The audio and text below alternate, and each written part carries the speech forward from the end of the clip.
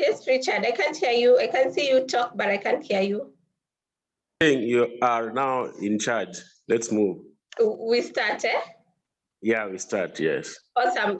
It's a very great afternoon, actually, and I'm very excited just to see what you are able to handle for today and be able to continue engaging with your team. Now we are at halftime. We've just come back from halftime. So I believe and I hope the team is ready, full of energy just to learn from Nancy. And Nancy, we've had her before, and she brings in a lot of experience. So I think the best we can do for ourselves at this point is draw from her knowledge, draw from her wisdom, draw from her experiences, which runs over 20 years. So I believe we are in very, very safe hands this afternoon. And for 2 hours, let's see what Nancy has for us. Nancy, over to you. Thank you very much, Purity. When you're saying 20 years, they're wondering who I am, a dinosaur. 20 years means I have worked in the industry, I have trained, I have done other things. So it's not about, don't get scared of me. Yeah. I'm not a dinosaur. Okay, good afternoon, team. Welcome. Good afternoon to you, Nancy. Say hello to me, unmute and say hello. Hello. Okay, well, just unmute everybody and say good afternoon to everybody else. We can hear your voices. They don't want to greet us. Okay, great. Good to see you again all for this session for today that's been planned. I hope what we discussed last time is still in your minds. You didn't forget what we learned. And I was last with you, and you began to apply. Today, we have a few more to discuss in terms of customer issues. And the first one is about customer management database. And I like that you picked this because unless you have data with customers, you don't know how to behave. You can't make decisions unless you have data. And one of the biggest issues we have in today's customer service areas is that they don't have data on their customers. They cannot track data. And unless they do that, they cannot make some decisions about their businesses. So let's just understand what that means, how to manage customer database. In a short phrase, I'll just say, it's a collection of information for each customer that is relevant to your business. So you have all these customers who come to you for different things. Some are just walk-ins, some come to you for repeated sales, but you want to find the relevant information. Now, the word here relevant means it depends on what the nature of your business transaction is with them. At what level are you transacting with them? Is it on a one-to-one? Is it a long distance? Is it continuous basis? Is it a one-off?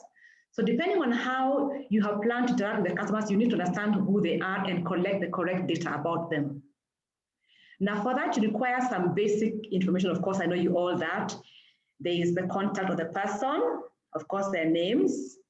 You want their telephone numbers, their emails, if they have any websites that are official, including their own social media websites that are official as well, and anything else that's of importance to you to know about this customer.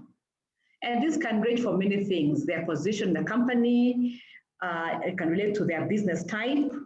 So all that you think is relevant is very, very important for you to understand. So we're talking about here effective customer data management, not just any, but very, very effective, that you can plan and manage properly, continuously in a consistent manner. So the first element here you want to have is accurate data. It must be accurate, the correct contact, the correct names, the correct spelling of the person's names. Very, very important. Do not misspell your customers' names. Are they a doctor? Are they a professor? Are they a Mrs.? Those are things that we can get very, very touchy about. Don't forget physical address. When everything else fails, where can you find them? Do they have a backup email address, a number? The date of birth is also very good to know, all right? You may also want to know something more about them, personal biodata. You know, are they Kenyan? Their religion. And also, how did they find you? How did they come to find you as Simba? Did they come to you through a reference? Do they come to you because you are there? Did they just walk in? It's good to know that so you can understand how customers track you and know the best way to use to get more customers. And as you're maintaining and collecting this data, you want to maintain some ethics, ethical behavior. How do you collect this data from customers? Or how do you approach them to ask them, please give me your contact, okay?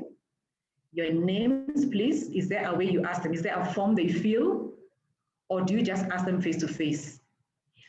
Whatever method you're going to use here, make it very, very ethical and be polite. Some may say, I'll only give my contact address, I won't give my full names. So take what they can give for now, but let them know also this data is good for them in the long run. Why are you collecting this data? What's the purpose for my email? And keep it very, very ethical. And fourthly, here you want to store the data very, very well, safely. You can have all that data, but you can't store it well, it's of no use to you. So have some good storage systems where you are at work. You can back it up as well, because things go wrong in a system, it can get corrupted. But back it up, because if you don't have it ready with you, you cannot make some decisions. And also, it is private. Do not share with anybody else. It is for Simba. Do not give your other colleagues or family who are selling other things to use. That's unethical. Something else you can do here is have customer categories, okay? By that I mean, you know your clients and how they operate and how long they've been there with you. You can say maybe customer A, B, and C, because you want to know who are your top 10 customers or top 20, based mainly on sales output or volumes or the value you place on them. Customer Bs are the ones who now follow customer As, and then the Cs now are others. And here you want to track and see the movement from how they have grown. They have come from being customer C who just walked in. Are they growing to customer B level and to A? And that way you can see the growth that has been experienced between the customer and yourself. It's good to also note who is assigned to that customer. You have sales agents and salespeople, I'm sure you are in Simba. Who is the person responsible to visit them and to take care of them? So when there are issues, you know who to call. If they are replaced, who has replaced that sales agent? And you're collecting more, the history of their purchase. What do they buy? When do they buy? For what purpose? Are they buying multiple items or just one thing? You know, are they buying your phones? Are they buying data? Depending on your product portfolio, what are they buying mostly? Then you can understand what is their preference and their usage. And are they improving and adding more products, not just one thing? If they're only buying airtime from you, you want to know where they're buying their other things, like maybe telephones, accessories. Then you can ask them, we also have this, did you know we also have these products and we sell them here? So this info will help you in many, many ways. And also, anything else apart from that, like do they have special discounts, special discussions or pending issues, complaints, resolution, whatever is applied to that customer, it's good to have it all there in that customer information. Okay. Also here, you must also be very, very transparent and have integrity on how you manage the customer's data. As I said earlier, it is only for your business with them.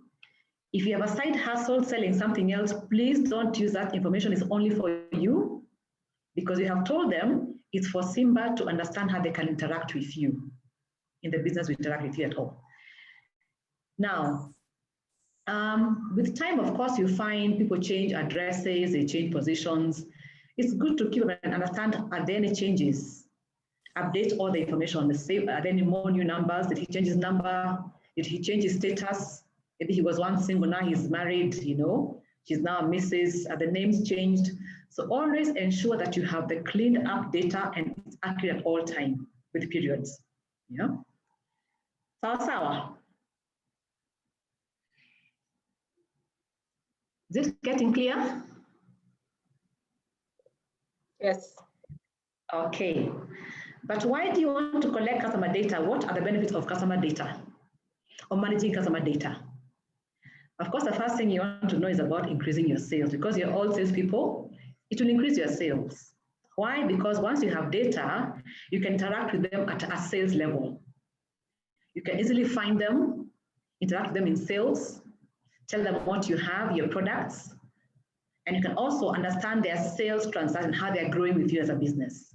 Secondly, you can retain them by having their data, because you know who they are and where they are, and you know what they are buying, and you want to know if they're still with you. If they have not bought for the last 3 months or 1 month or 1 year, you know there's something missing there. Have they left? You know, then you can call and say, well, okay, you haven't been here for a long time. I have not seen your order, you know, because if you don't have him in your list, it means he can be anywhere.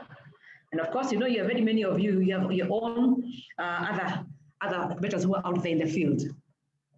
Thirdly, you can plan promotions with them, you know. Of course, I know you launch new products, you have such a discounts, promo on some items.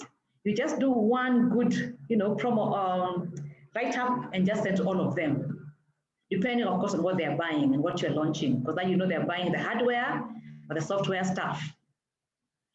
Fourthly, you can also be able to communicate the new things you have, new products, offers, yeah, and also follow up on what they like to buy. If you know somebody likes to buy Samsung range only, and you're launching a Samsung item, you know who to pitch to first. It also helps you in making some decisions about your sales and sales growth. You can, and you can also find a way of finding that data and translating it to how you can project your growth. It shows you the length, the depth of what they're growing or how they're buying and how long they've been with you, and their sales increasing or not. When they go low, it tells you they have gone lower. So normally you can have a dashboard that shows you their sales trajectory and the reports that can come out. You can also plan things like loyalty programs. I know you have those, you know, where you reward your clients based on points on what they buy. If you buy this item, you give it this number of points. And that way, of course, it keeps them with you. You retain them because they want to come and use those points there and get more rewards. And lastly, you can post flash messaging to them. Do you know what that means, flash messages or flash messaging? Yes, we do. We do, yeah. Yes, like now we are closed for Eid this coming weekend, you know, just one message, because you have all their numbers, you just do one message and they all get it. And also do a quick survey based on that data. Yeah, if you want to know what they feel about your service so far, just have one short questionnaire I showed you last time and let them feedback and tell you we are at this level and that level at once. Those are key benefits of what we call customer service data management. Any question so far? You can either post it on the chat or you can raise your hand. Do we do this at Simba? Do you do management of database in Simba? Or have you tried managing our customer database? Anybody? Partially, yes. Partially, we do it. We have notebooks where we record customers' numbers, IDs, and all that. But it's not as, what should I say? It is not as intense as it should be, but we do it. We do it. Okay, you do it. Yeah. So right now it's not automated. Is it automated yet? Is it automated? No. It's not automated. Okay. It will be good to do because in the long run, as you're growing as Simba, you find that you have all those branches and you have all the customers you have developed in the last so many years. It's good to have a system. We call them the customer data management systems, and they're all softwares that are available in the, you know, in the market out there. And it's good because they are software that can be very, very easily used to track all the customers, update data, you can track them, and you can store all the info and more of every customer. Even as you say customer A, B, and C, you can tell at a glance how many customers have I grown in category A, category B, and C, for example, okay? And it's for a long term. And you can take notes on each customer and put in anything, and also try and link a sales transaction to a customer and see how many times have they had transaction with you this month or this week. And there are so many of them. I'll just show you a few of them and how they look like. So in like just this one graph, you can tell here you have an account name, you have the first name, last name. You can describe on some text who they are. Are they a cash customer? Are they a walk-in? Are they an organization? Of course, you have the physical address, the sales agent or salesperson. And you can interact with them by either by emailing, you can share PDF with them, you can do a sales order on this same template. You can have a to-do list for them, you know, maybe a to-do list for like a quotation you owe them, or a demo, or you can take some notes or some events you want to invite them for. It's very, very good to have a thing like, because it's very, very versatile to use. And also things like, you know, existing PR programs you have for them, trade shows, any cold calling you're doing. This is just one of the software that are available there for CDMs. Others have a way you can have somebody's photograph, you know. Again, here, their addresses, where they are, their business type, their history you've had with them. And some even give you a Gantt chart kind of tracking to show you some of orders they have placed, number of complaints they've had with you, number of new customers they have brought in, references, the reward system, rewards they have got so far, number of points. So they're good to have. It's good to have a system that can give you all that. So at a glance, you can tell anything about a customer at any one time.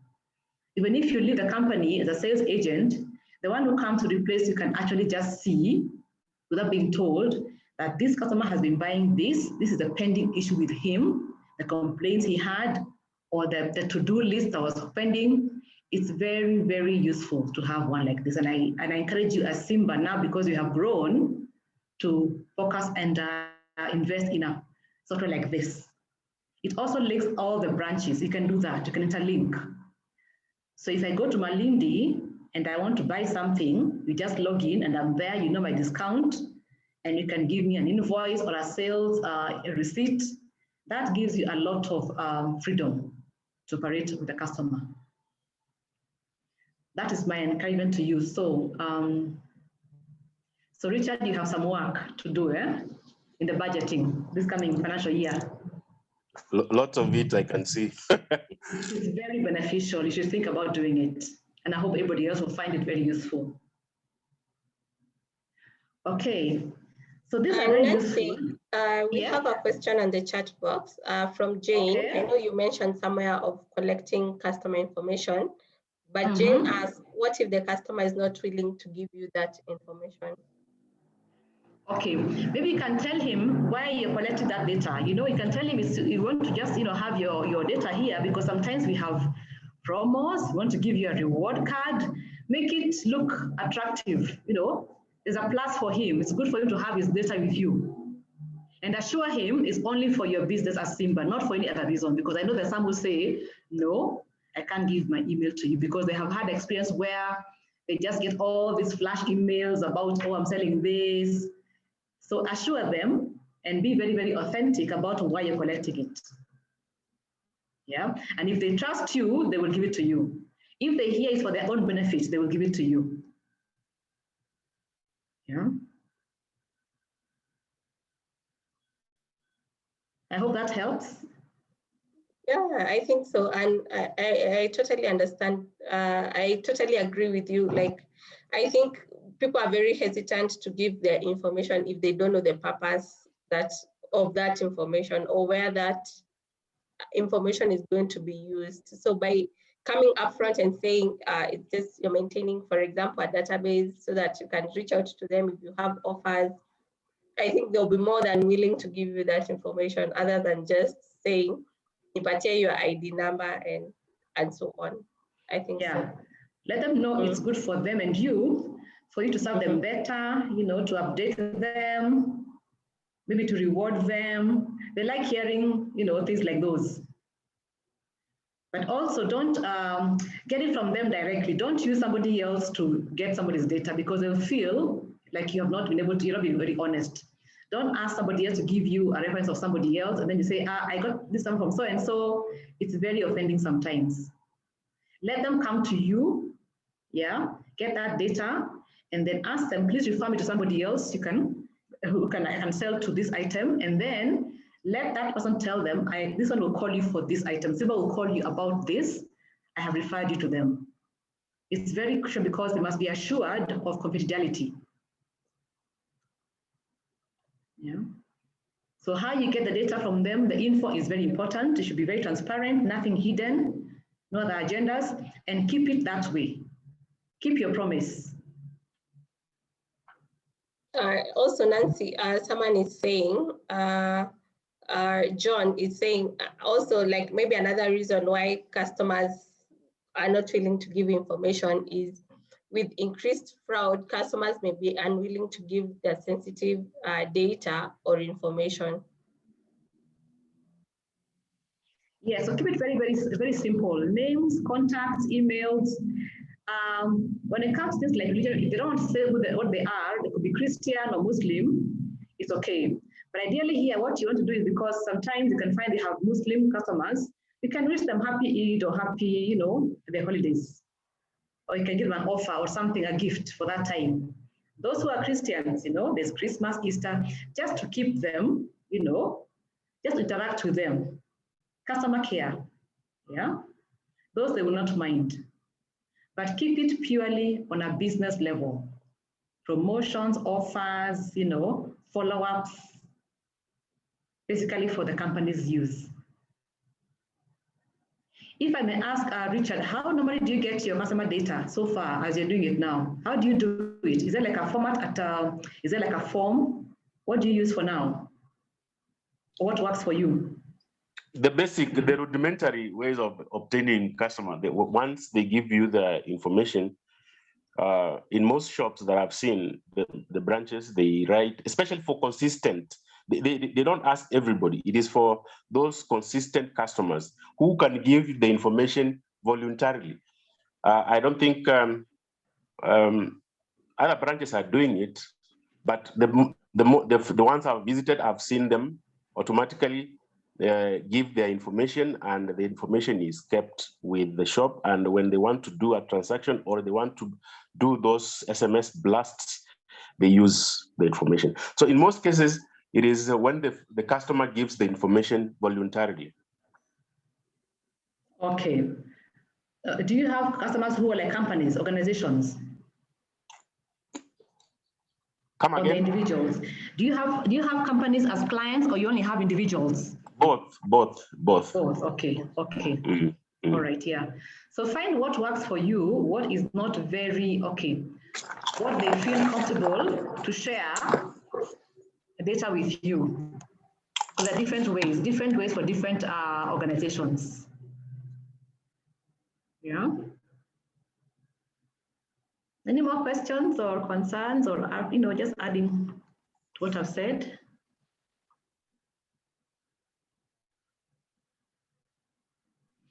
Okay, we continue? Yes, please. What I could say is the fact that one customer refuses does not stop you from approaching another one, because customers come in different colors and shades and all that.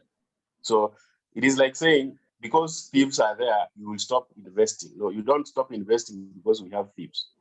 You continuously approach customers, because it's a game of numbers, right?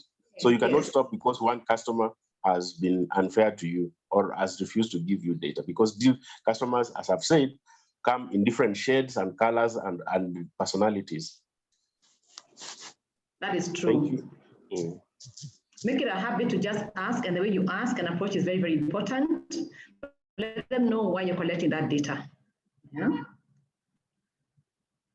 Okay. So I think we're going on well. Then today's next topic is called after sales surveys. We have 3 topics, so I'll just go through them one by one, and I hope we can have some interaction time. After sales service is something that's very, very important, and I'm happy you brought it up here, because for a long time, those who do salespeople are happy to just sell, make their targets, collect the money, and get their commission. Cindy-o, am I right? So you You're sell, right. happy, and you're moving forward. You don't look back. Mm. But this, if you don't do it, if you don't do after sales service, you'll be surprised how much more you're missing out as a salesperson or sales agent. Yeah. So very simply here, I'm sure you know this, it's about following up after sales. It's a post-sale process where you reach out to a customer to be able to support them after selling to them the service or the product. So this basically comes in many, many formats depending on what you sold to them. If you have sold maybe an equipment or maybe a gadget, of course, there are things to do with maintenance, service contracts, repairs, and things like spare parts. Some are required to be trained as users. Like if you're selling a machine like a photocopy machine, of course, you must train the user on how to use, how to change the toner and all that, and of course, repairs and service contracts. If you're selling a service, this may be an upgrade of a service. You require maybe a new upgrade of software. So whatever you sell, no matter how big or small, it requires an after-sales service. There is nothing you can say, this I'm selling for the one time, it requires no servicing. It does require of some level, okay? But the key here is to understand what is required as after-sales service for what you have sold, for your product or service, because they range in many ways. Now, someone like Simba, what do you sell? Give me a top 5 or top 6 sales items. Let's just hear them. We sell phones, airtime, yes, virtual money, SIM cards. Yeah. So you have physical hard products, and you also have the soft items. Yeah. Okay. So out of all those now, you must understand, once I have sold this, what after-sales service can I provide to my customers? Because this is very, very key. It's as important as having a sale. And sometimes we say because of that, it's ignored because there is no value. Sometimes there's no revenue that comes from it. It's a service.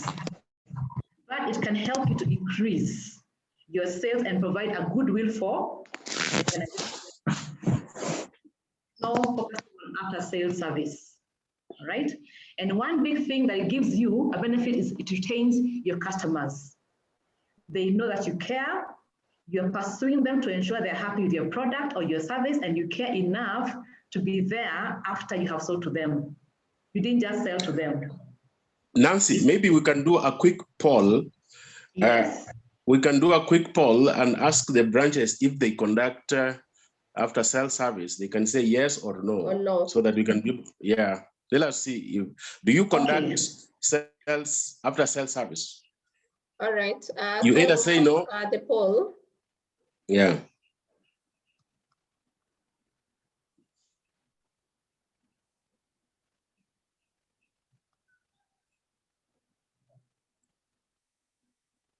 Hello.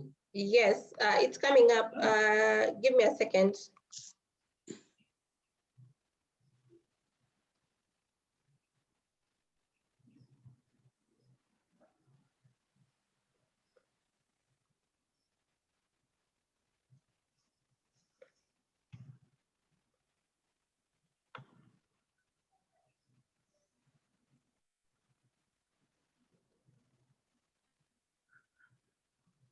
Okay, the poll is live now. Okay. Are you able to see it? Yeah, I am. All right, just click yes and no.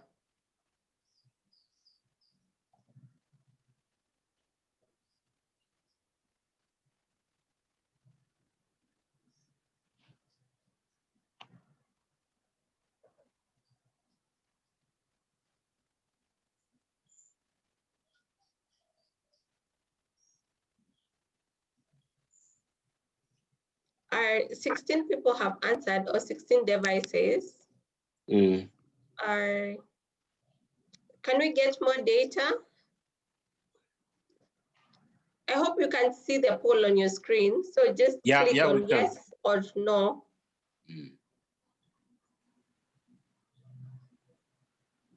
All right, 19 people, about 10 people to go.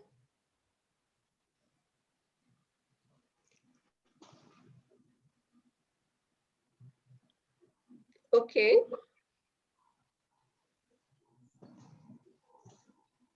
All right, I'll just end the poll there. All right. There are the results. Ah, fantastic. That's good. So I think this topic is now redundant. Just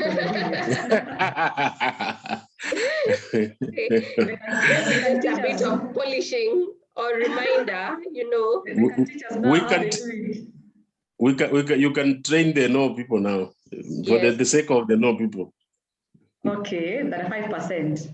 Yes. Yeah, so well done. It's good to hear that you're doing some kind of after-sales service, and I'm sure with this next slide, you can. It's any of those. There are many ways you can do after-sales service, and it's an endless list. I only have 10 there. As I was saying earlier, there's post-installation after user training, providing equipment and supplies. Like when somebody buys a phone, of course you sell them airtime, and of course you sell them what else? Covers, are they called covers? Phone covers, those cases, all those. Yeah. Maintaining equipment. Some have sales agreement, you have warranties. Yes, I'm sure you do that, honoring your warranties. Do you honor your warranty services here at Simba? Yeah, we do. You Yes, do. we do. We do. Okay. Replacements and returns, are they based on conditions that you have? Are they being done? Yeah, we do it. Product upgrades like software upgrades. Do you have software, ICT software to upgrade? Yes, once a phone is faulty, we are a collection center for the manufacturer, local customer care people to check on the software. So we do have that. Okay, that's great. But mostly the software is the company that upgrades. Like now Samsung or Huawei have their own software upgrades every now and then. That is now what they offer you for your customers, the updates. You also have loyalty programs. It's also after sales service. Promotional items, programs you have for your clients, do you have that? Those are very, very critical after sales service. Rewarding your clients, does that happen in Simba? Yeah, we do. We do. We give them umbrellas, we give them t-shirts. You give what? Okay, yeah, that's great. Even the airtime we give. Oh, that's good. Do you offer online customer support where you have maybe a chat on your website where you can answer questions, for their queries, complaints? Very, very key. It's a very, very good way because on the website you have a small chat and say, I'm here to help you. And then they can just chat and ask you a query very, very fast, 24 hours. Yeah. Something else that we ignore are customer service. These services, as I said last time, are very, very critical because they make you know where you are in your customer satisfaction. It's a very, very important way of finding customers' rating and where they are after sales. If you're not doing this, you're losing customers, or you have no idea how you're serving them. So I'm sure you have a range of all this in your service, after services, and there's more. Do you have anything you're doing beyond here? Can we hear other types of after sales service? Of course, you have to be creative about what you're doing. Renew, refresh, think beyond what you've been doing. How can I help my customer? How can I back up my customer? Think of creative ways of doing it.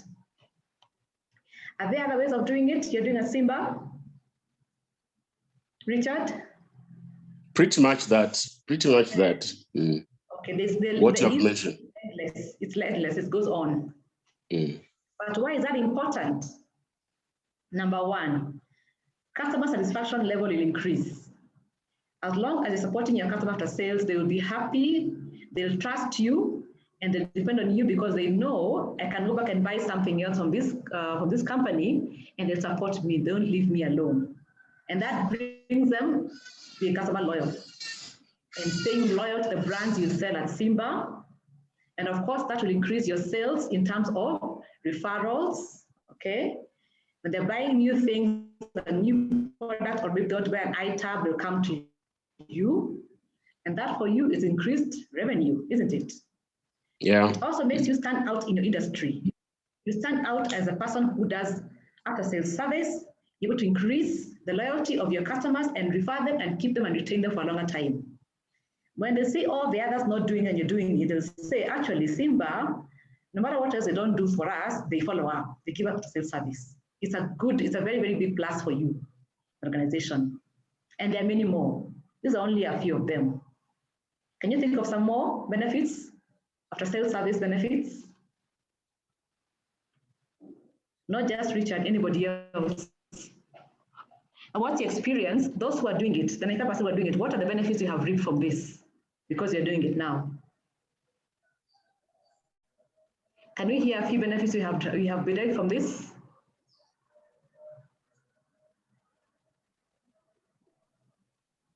Anybody? There must be something. If you're doing it 95% and above.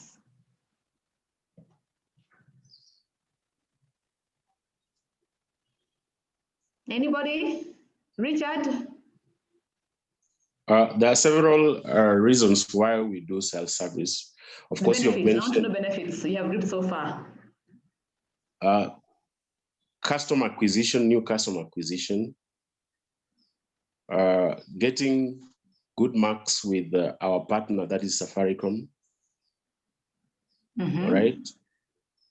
That is a lot of support from Safaricom because they know that we are the best dealer in the business. So we have created a very good relationship, yes. Yeah. And from the clients, the customers, what's the value addition? Referrals, consistent referrals from customers. Very, very key, yeah. If you can get referrals, those are the biggest way of getting more sales. If I can tell my friend that you go to Simba, you'll be happy with their surveys, they'll do after sales surveys, they'll tell somebody else and the word goes around. The word of mouth is a very, very big advertising tool. Never, never ignore, okay? Even if you have all those banners and posters, it's good to have them, but the person that is happy with you, with just that one thing you've done for them after sales, they'll tell somebody else, isn't it? Yeah, they will, definitely. Definitely. So there are many benefits that come after that. So please don't stop doing it. The 5% who are not doing it, I hope now you have been sold to the idea after sales service, and you can start on Monday. Yeah, with the ones who bought today. Okay? Yeah. Mm-hmm. So easily here, what you do is first know your product. Of course, we discussed last time, product knowledge. What is my product or my service? Then ask yourself, what support do they require to have after I've sold this product? It could be an iPad or a tab or a phone or whatever it is. So what can I support this client with? Always do that continuously. What do they require me to do for them? So put yourself in their shoes. Say, I'm the one who bought this phone today, yeah, or this gadget. What might I need my supplier to do for me moving forward?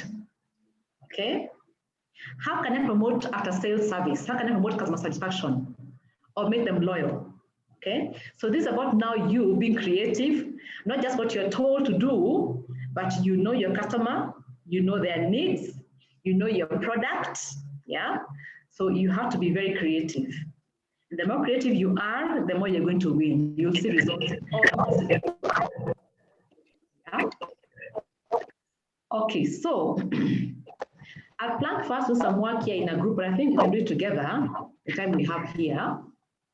So we know now we have products that we had said earlier. We have phones, we have what else? Airtime, virtual money.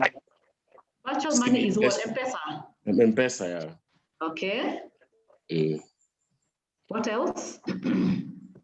Lines. Oh, okay. Lines. SIM card. SIM cards, yes. We call them SIM cards. All right. So let's say we have all these 4 products. So what kind of plans can we have for after service sales? What can we do in terms of like for phone? Let's say handsets. What can you plan for service? Airtime, virtual money. What can you plan as after sales service activity and all that? Any ideas? Let's discuss them now. Because you want to retain your customers, you want to have repeated sales, you want to continue to have more and more revenue. What comes in your head right now when you think about selling the handsets, for example? Let's discuss that. Let me say, yes. Although I don't sell phones, what I know is, for example, if I buy somebody who is making some very uncomfortable noise. If I was selling an expensive phone, I will suggest to the customer to buy a protector so that they don't end up buying a very expensive screen because they didn't have a protector, screen protector. Okay. I can suggest, can I sell you a protector, because if your screen breaks, you will use more money than what you could have invested in a cover. Very good, yes. So you want to make them feel safe and assured they can last for a longer time, so you sell them a cover. What else? Still on the phone, the handsets. Anything else? You guys are selling these things every day. Tell us something you do. Hello. Yes? Yes, hello. I'll ask the customer if I can download for her or him, maybe WhatsApp or Facebook, as such. User trainer? Yes. Yeah, yes. Yes, you can do that because you know we all those manuals they give us in the phones are so small letters. Nobody reads those manuals anymore. Do you read them? When you buy a phone, those manuals they're put in the case. They don't want to go and start reading page 1, all that. So you can just do a run through of what the phone has, the features. You know, yeah, that's a good thing. Yeah. Anybody else? Still on the handsets, the phones?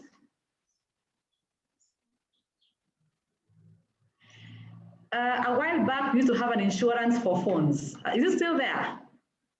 You know, when phones came, they were very expensive. Those, you know, those smartphones. The guys would insure them. Is it still there? Yeah. Insurance for handsets? Well, it is a product that never took traction, but there are people who have insured the phone. I know there is an insurer who was doing insurance for phones, but Kenyans are very skeptical about insurance. Yeah, but we still have, but it never gained a lot of traction with customers yet. But maybe the value of the hands have come down. The value has been diluted, possibly. Okay.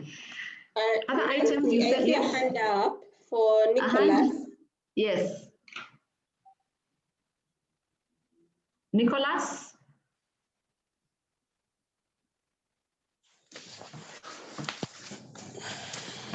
Nicholas, you have something to say? Kindly unmute yourself. Hello. Hello. Yes, hi, Nicholas. I was saying on phones, you can ask a customer whether you can sell for him or a memory card in order to store a lot of application on his own phone. Yes, memory card. Yeah. That's a good idea, yes. And you have them, isn't it? You sell all those things. Yes, we do. Yes, exactly. That's a good idea. Thank you, Nicholas. Anybody else? Let's not talk about virtual money, for example, M-Pesa. It's a service. After sales for M-Pesa, what can you do? And as I said earlier, be creative. Pardon? You can do something on M-Pesa. Virtual money after sales service. And I think that's the same question Anne had for how do you do after sales service for an M-Pesa customer? You tell me, you're the salesperson. And I said here, think wild, open your mind. What you can do?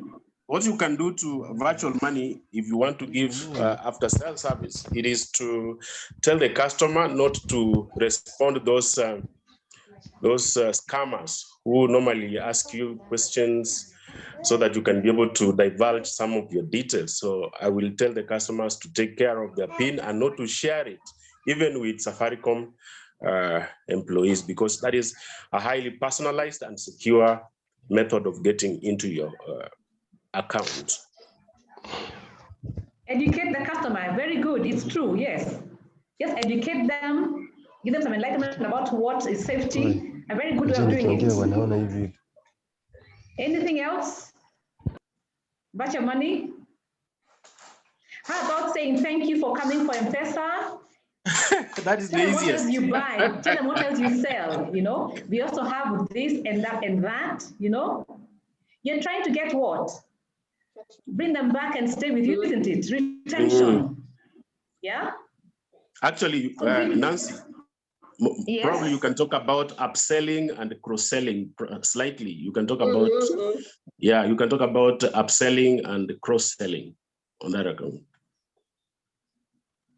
Yes, so here, because you're the one with that customer, he's a one-off, he just came in for the first time.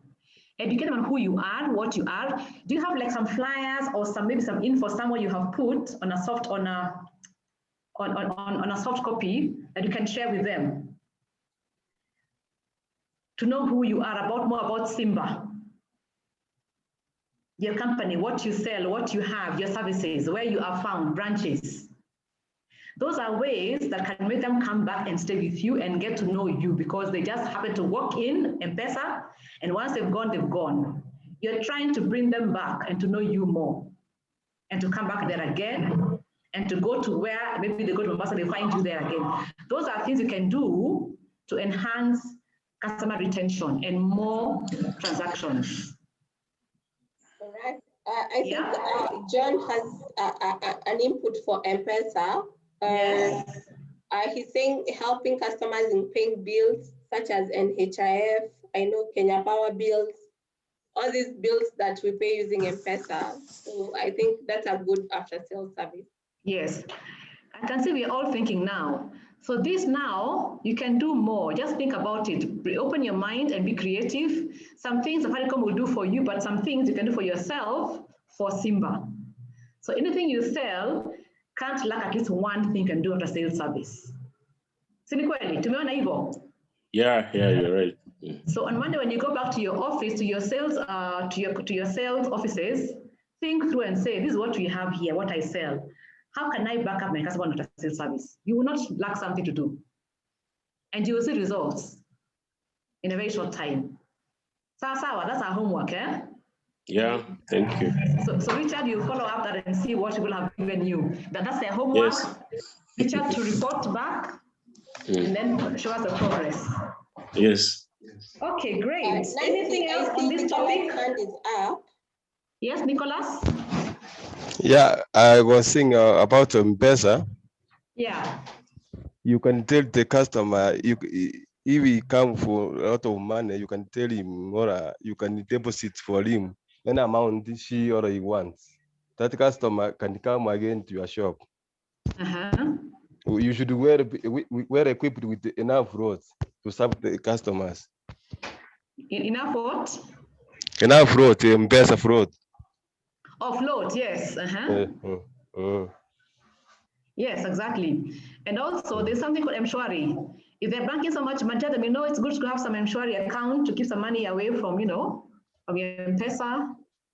It's safer than just having it there on M-Pesa. Those kind of things. Education. Yeah. Any more inputs or questions? None at the moment from either the chat box or the hands that are up. None at the moment. Okay. But I can say, for you to provide after-sales service, you have to have thorough knowledge of the product or the service. For you to be very good in providing sales after service, you have to provide, you have to internalize a lot about the product or the service. That is true. What I was saying earlier, you must know your product and your customer. Very, very important. And I hope you have learned that now. We discussed that last time, product knowledge. I hope it was, you did something about that. You went and learned a few more things about your product. Don't wait to be taught about your product. Go and learn on your own. Sawa, anything else to raise on that topic? Our time is going very, very fast. It's now 4 o'clock already. Shall we continue with our last topic? Yeah, we can, yeah. So our last topic is labeled handling difficult customers or managing customer complaints. Now, I want to ask you a question. Why are we calling customers difficult? Why are we labeling customers as difficult in the first place? I find that this is very, very hard because customers are the ones dependent for our sales. Why are they difficult? Richard? Yeah. What did you ask for this topic? Why did you label it like this topic? Handling difficult customers. Why are they difficult? I'm assuming the people who gave the suggestion, they are saying there are customers who will not listen to you. There are customers who will behave that they know the product knowledge than you do. So it becomes an argument because you are the one who knows more about the product, but they'll be difficult in letting you tell them what is supposed to be done about a particular product or service. Or some customers who will shout, some customers who will throw tantrums to you. I think those are the ones they are calling difficult customers, the one that you cannot converse with in a normal way.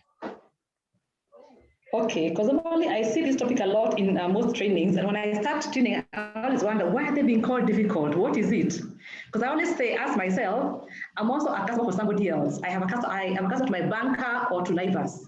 But why am I difficult? Why should I be difficult? What has gone wrong? Let's see about that. Now, normally we say that customers come to you and stay with you because they find value, isn't it? Value and the solutions. Yes.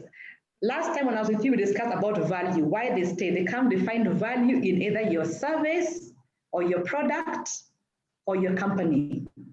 Nothing else brings them and keeps them there, okay? Now, as you provide this value to customers, you must think about the customers' needs. What do they need? Understand what they need. They have come to you, they want a phone, okay? What kind of phone do they need? A smartphone, all right?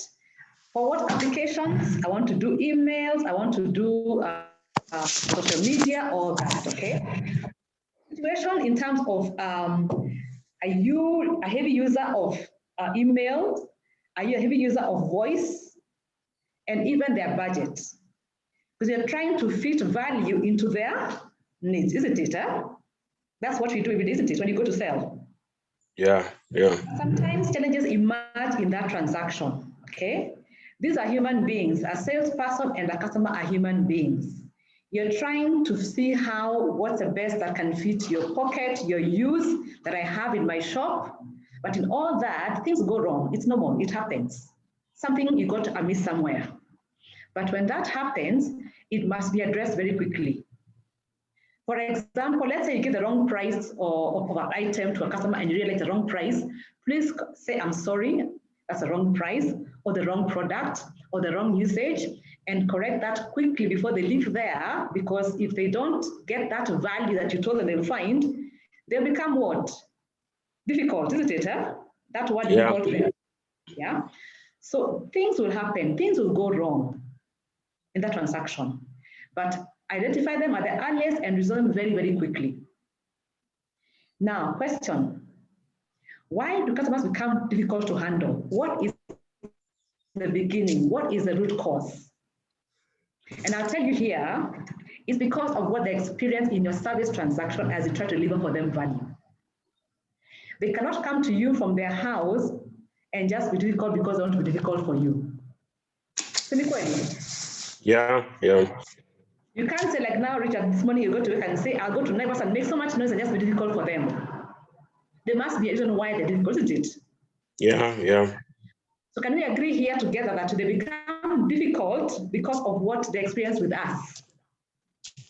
And Simba, for example. Can we agree? It You're starts right, and ends with us. especially when you have the phone. Okay, let's all agree and say yes. Can we agree all of us and say yes? It's about our experiences. Can we agree first before we go on? Unless we agree, we can't move on. And we can say yes. Yes. What was Simba? Let's all say yes. Yes. The difficulty comes between us and the client and what they experience with us.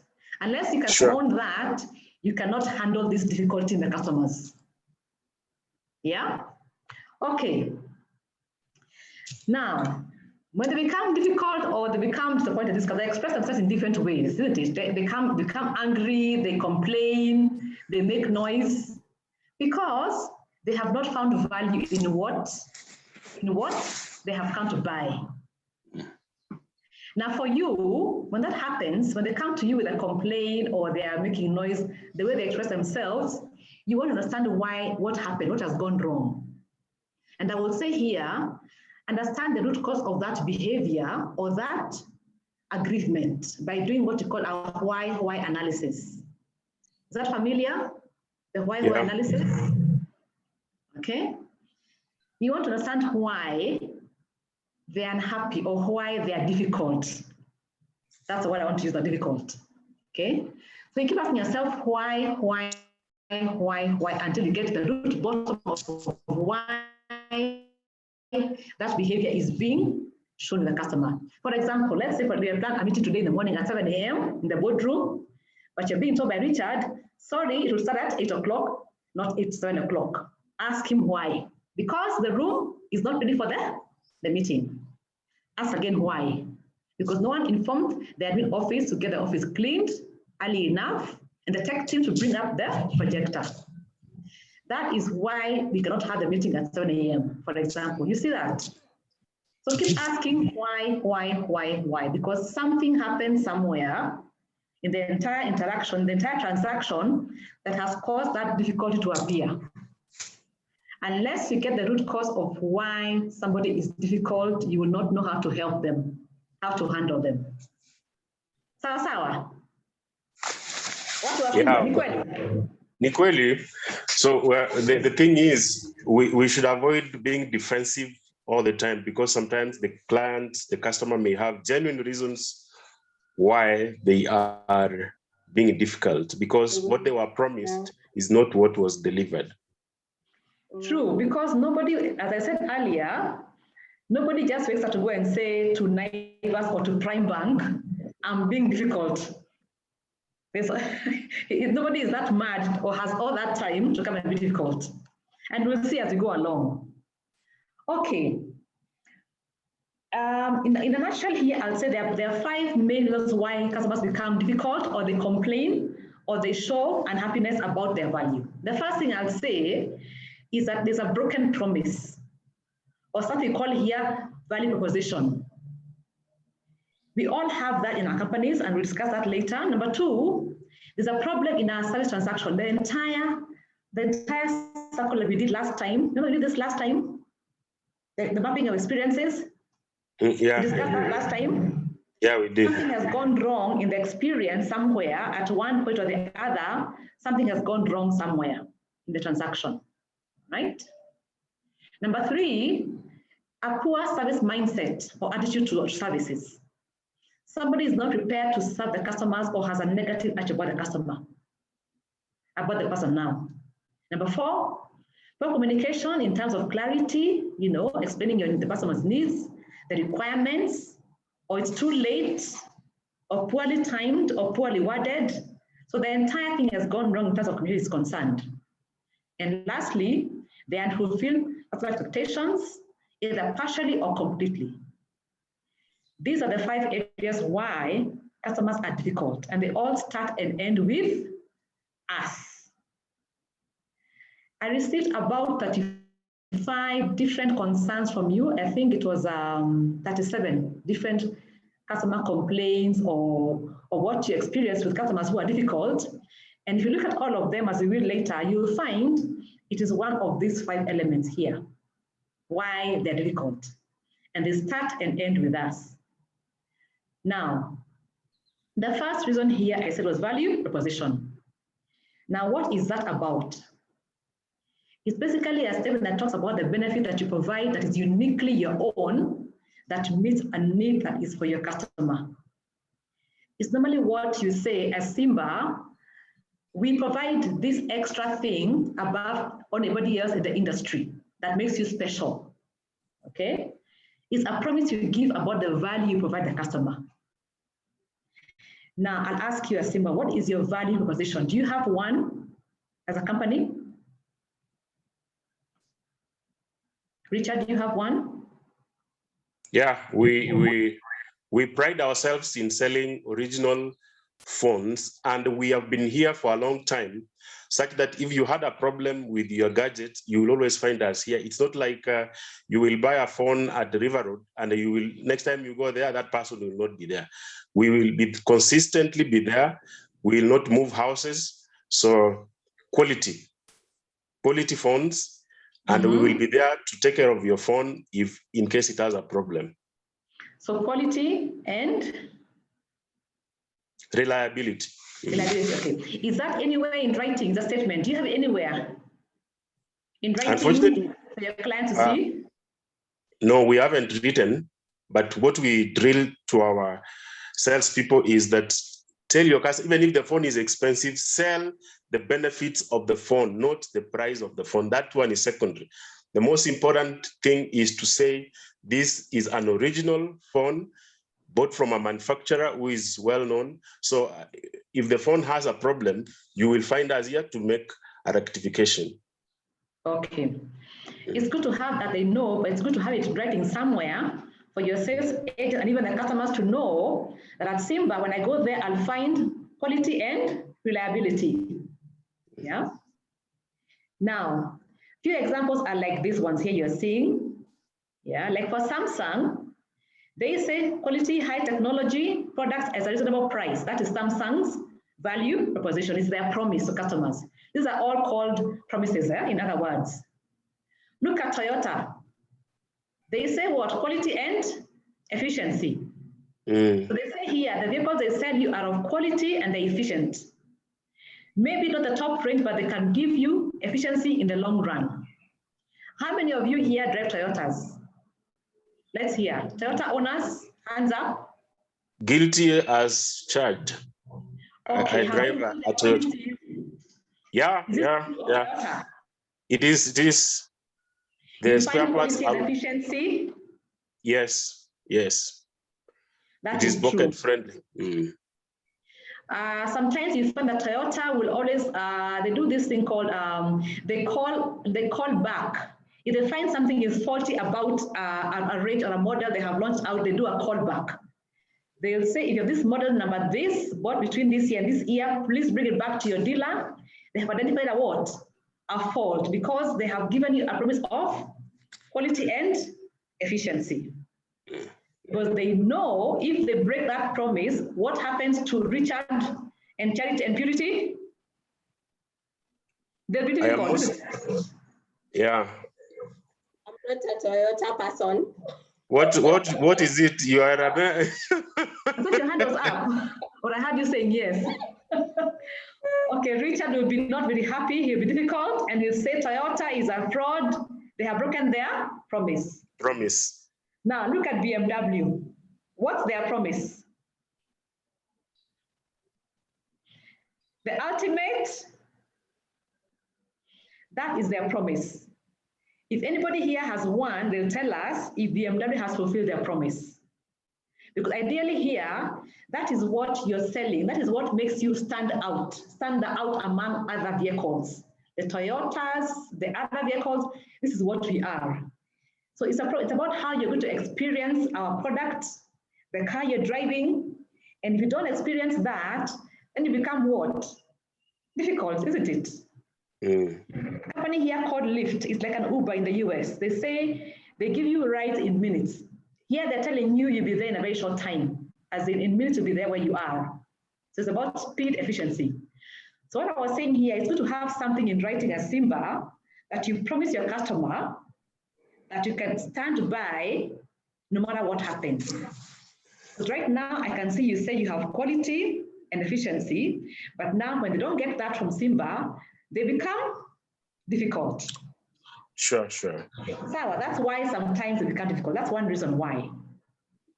Number two, we said there could be a product or poor link in the service transaction. Yeah, we said here, when you map our experience, did you do the homework last time? We agreed to do this for our centers. Was it done, Richard? Come again? We had a homework here for the team to do in their branches to map their customer experiences in this chart. I hope they did it. We will know once we are done with this training. Okay. but we are following up. Now the experience here, customers experience different things in different places. There could be just one point. You can start very well, the first impression, going round 1, 2, 3, 4, and then number 5, something goes wrong there, something is not right.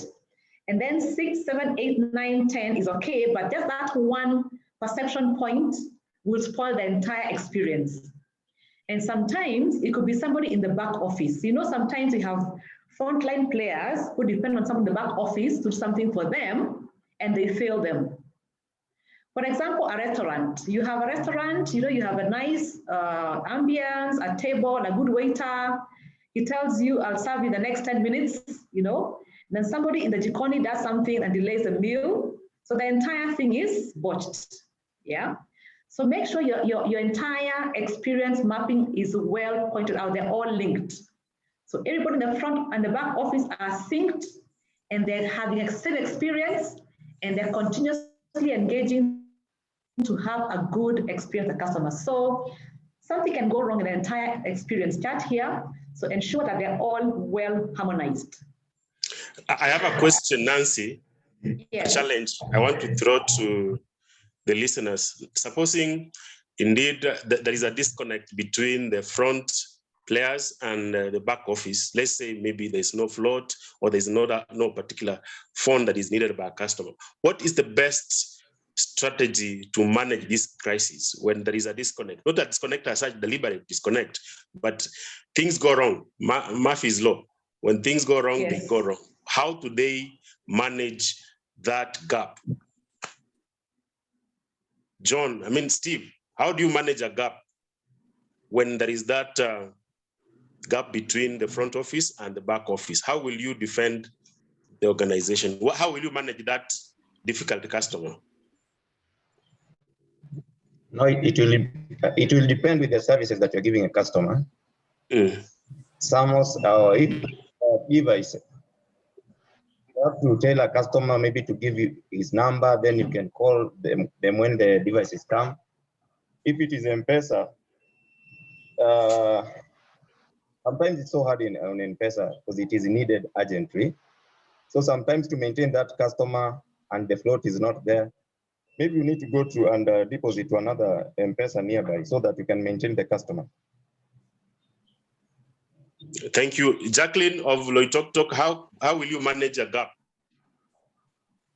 Because you already have now a difficult customer who imagines or who thinks that you have float, and this day you do not have float. How will you manage this customer? Jacqueline, you can unmute. Yeah, I can say this. I think I can take the records of that customer, that is personal details, if that customer is a frequently customer, and then after some minutes, when I get float, enough float, I will give him or her the service. On my side, I think that is okay. All right, Nancy, you can go on. Yeah.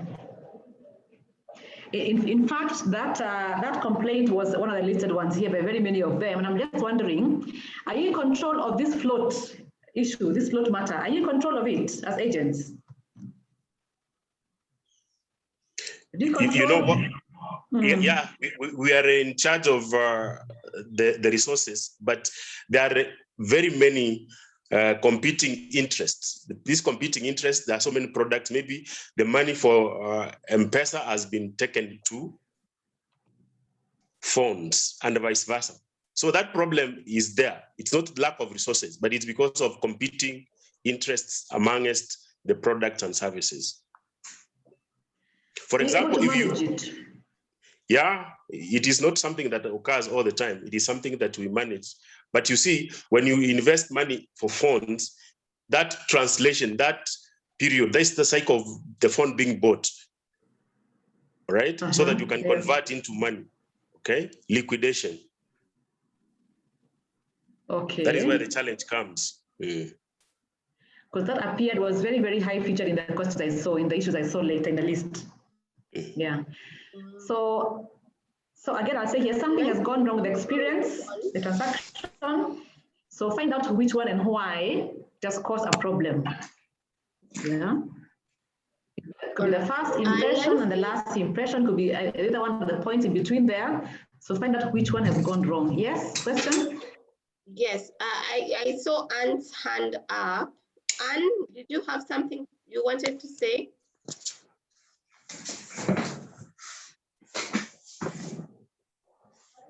Anne? Okay, there's also a comment from Nelly. She says, Yes. if it's a phone a client wants and I don't have, I advise him on other models with the same features, and I spice a little bit. One lie can't kill. You know what I'm saying? Wink, wink. Yeah, that is also a very good strategy. Yes. I also see Nicholas' hand is up. Yes. Hello. Yes, Nicholas. Hi. I was seeing on M-Pesa, even when you don't have enough loads, we can tell customer to give us the ID and the phone number. In 10 minutes, we can deposit for him in one way or the other. That's the one way of convince the customer. If they can't wait, what happens? Sometimes it's an emergency.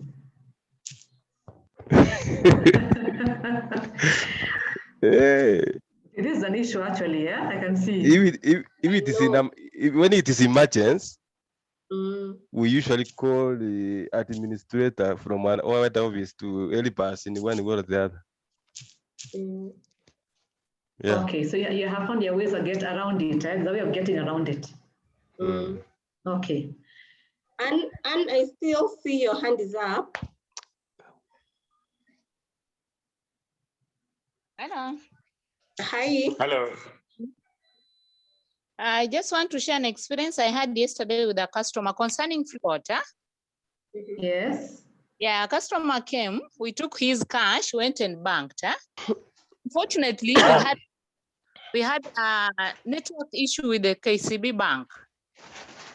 So the customer requested for his cash back. He came to notice we didn't have it.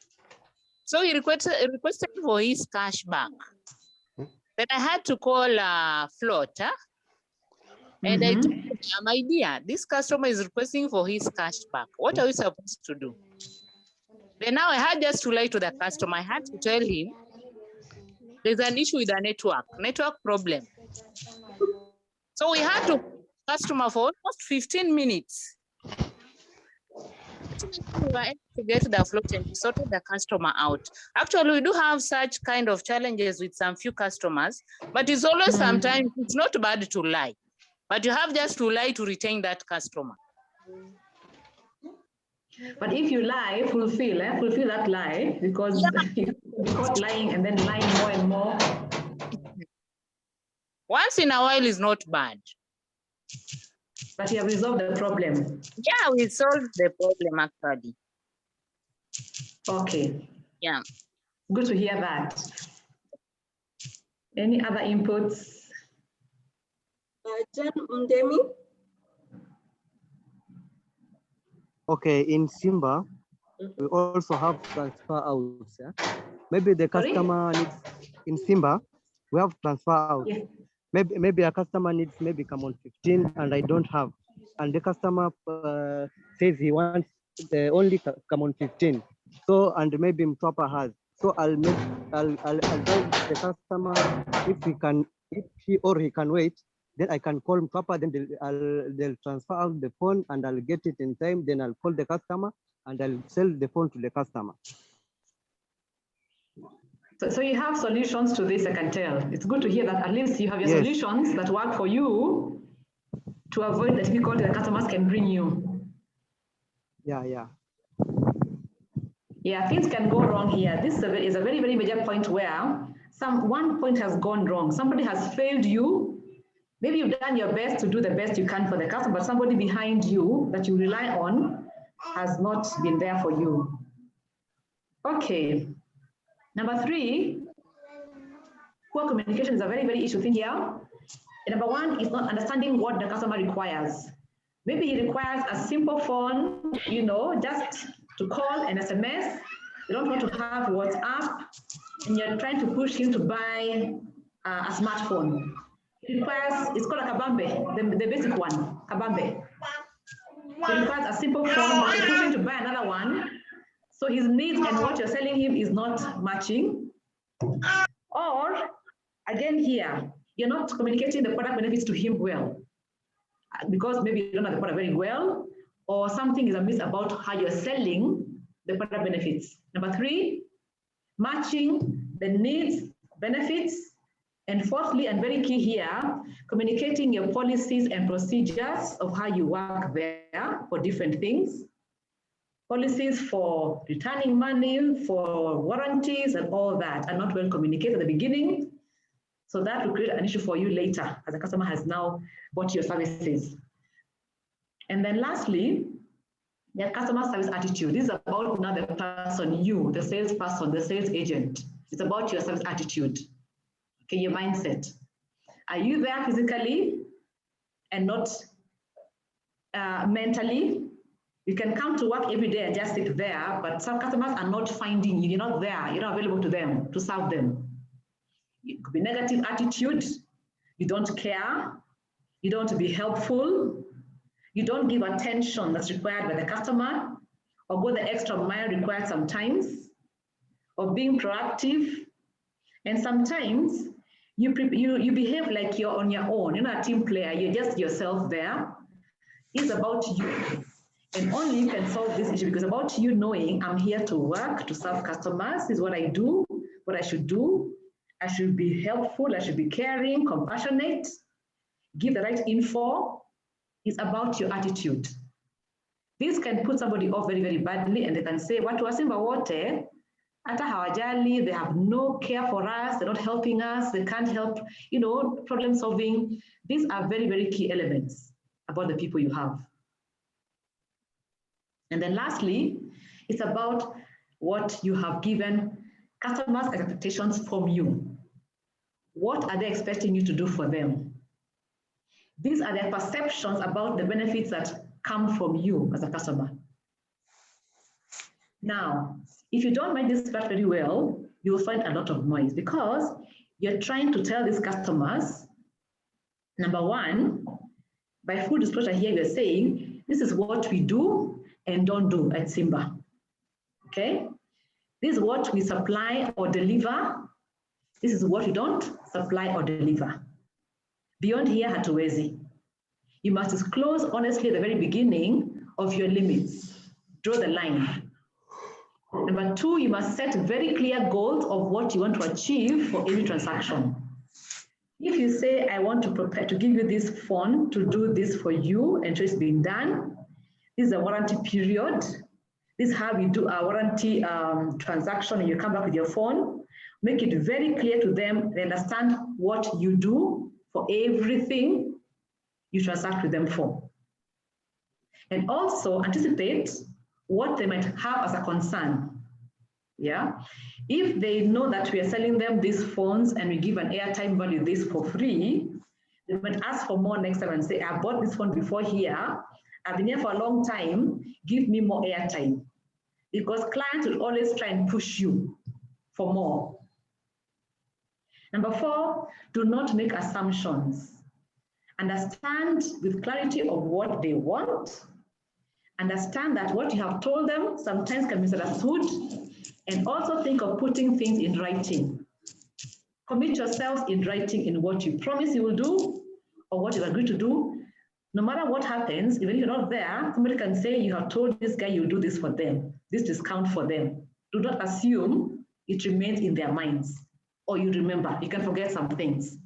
Number 5, communicate and follow up continuously. Update the customers on what is going on, what has happened, any deviations from the normal, things like maybe stock outs of items. Let them know we don't have these phones for now until maybe the end of next month. We are sorry for that. Or we are closing for stock take weekend, or we are closed for Eid. So communicating and ensuring they know everything about you and what you're doing. So once they know what to expect from you, they will not push you beyond here.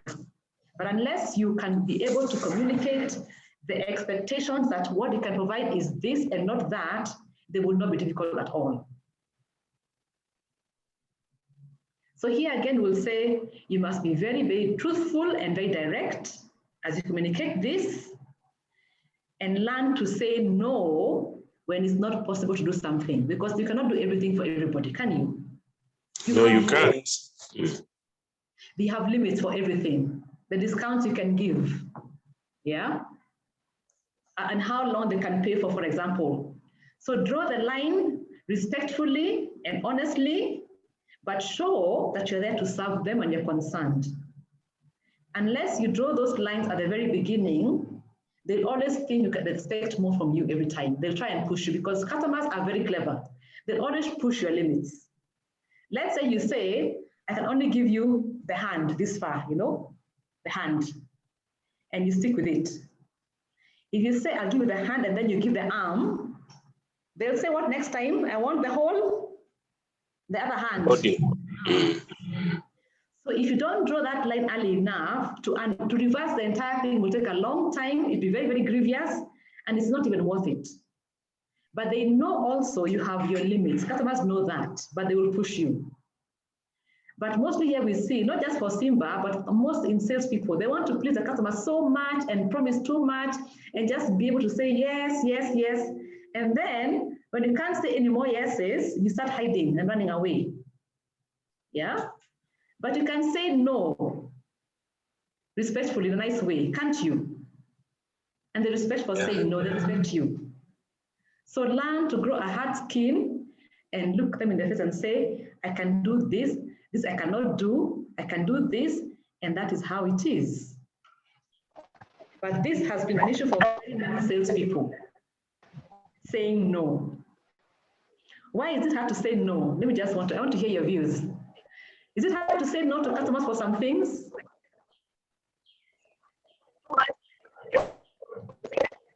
Steve? I heard Steve saying something. Is it hard saying no when it's not possible to clients? Anybody?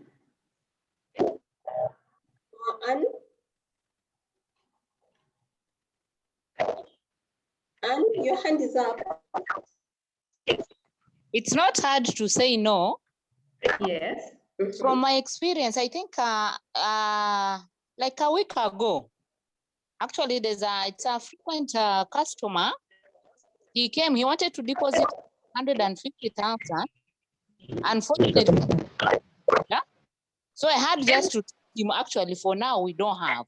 And he asked me, how long will it take? And I had just to tell him, don't.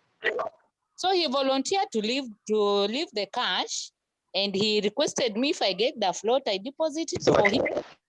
So I felt nice after telling him it won't be possible, and we ended up agreeing amongst ourselves. So I didn't lose that deposit actually. That's good. Yeah. Somebody else is talking. Steve Chuka.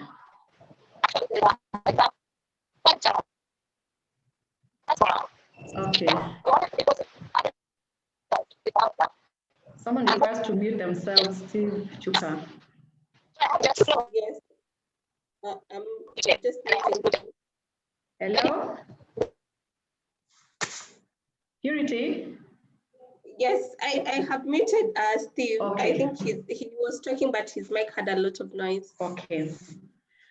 That is why customers become difficult for those particular areas I've covered.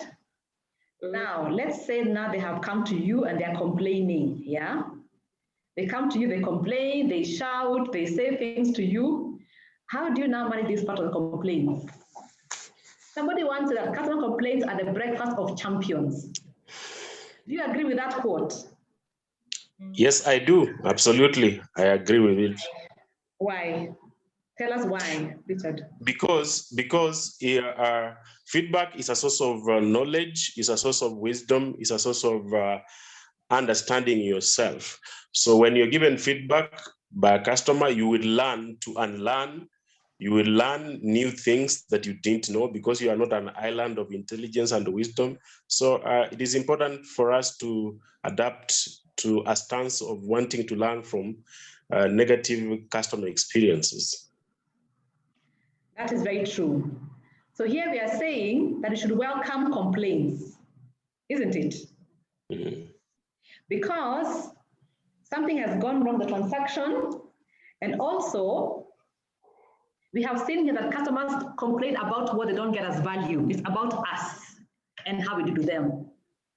Now, we also say here the customer who complains is the one who is most valuable to you than the one who does not complain. So the one who complains is number one for you, because the one who will not complain will do what? Will go away and complain where? Outside there, isn't it? Yeah. So somebody who comes and tells you in the face and complains to you and makes noise, be happy with that one. Because if they go on this thing called Twitter and all that, it will be worse for you, isn't it? So don't run away from complaints. That's my message here. Do not run away. Do not avoid them. You can't avoid complaints. So take them, listen to them, and let's see how you can do the management of complaints. Now, we said earlier it's about value, and customers place value in different things. Some complain because of the price is too high. Maybe they want to get value for money. Some say you're very slow. They value what? Speed and efficiency. Some will say your staff is rude to me. They value courtesy and respect, for example.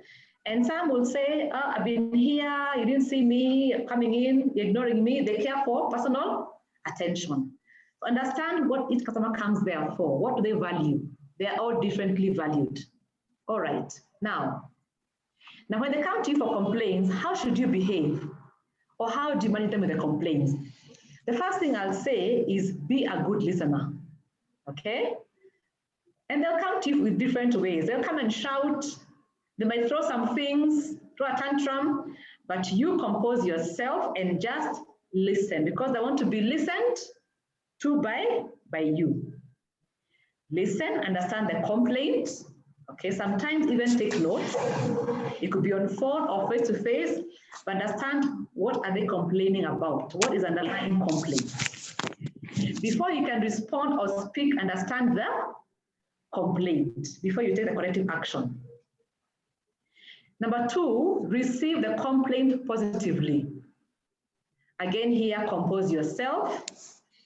You are happy he has come to complain. It's a chance to do something, to try and repair something, as we had said earlier.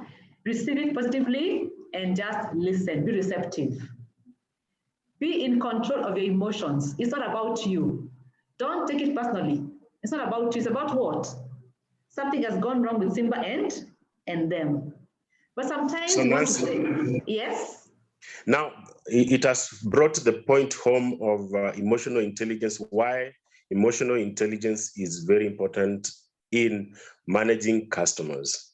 There's a direct link on how you can manage your customers using what we learned last time about emotional intelligence, which we should invest in understanding. That is true. Because when somebody comes to you aggressively or complaining and shouting, what's the first reaction, response? Defense, isn't it? Yeah. So put your defenses down. Don't think it's about you. Openly receive them and just calm down, all right? It's about the complaint and think something has gone wrong, and I'm here to listen to try and repair this thing to make us continue well. The issue here is not you, it's something that has happened in the transaction, as I said earlier. Now, as you said earlier, there are different ways of expressing disappointment by customers. Some will shout at you, some will write, some will just come and tell you the whole story nicely. So whatever way they express their anger or their difficulty, receive it positively. Again, here I repeat, listen, do not interrupt, do not confront them, show empathy. Empathy here means wearing the shoe of the one who's complaining, the customer. Something has pained him. Feel his pain. He didn't just complain for nothing at all. There's something there. So get to the root bottom of what he's saying and take corrective action. Okay, be proactive. You're trying to help them resolve a problem. And here, think open about where you, it's about Simba and the customer. Sawa sawa? Sawa sawa. Kubaliana, watu wa Simba? Tushakubali. Let your defenses down and just be calm and listen, and you want to help the, don't interrupt him. Sometimes they're shouting, let them just shout, it's okay. They express themselves, that's how they express themselves because how they're annoyed. Just listen and be calm, okay? Those might help you for now. Examples here, let's just do some examples here, some complaints. Somebody can say, I have been waiting for 20 minutes here to be served and I'm in the queue. How do you respond or what do you do first? You apologize, the first thing. I am sorry, yeah, show empathy. And then do your why analysis. Why is there a delay? Why are they here for a long time? So you say, I'm sorry for the delay. We will serve you shortly. Maybe you found that something has gone wrong with the system, has delayed, it has broken down. So you're having technical breakdown, I'll serve you shortly. So understand him first, show empathy, but first apologize. That's the first thing you must do. I'm sorry, we apologize, but with a promise to reverse that complaint positively. We'll serve you shortly. Please come to this counter B or counter 4. We'll serve you faster here. And then from that, you must learn something. What are we learning here?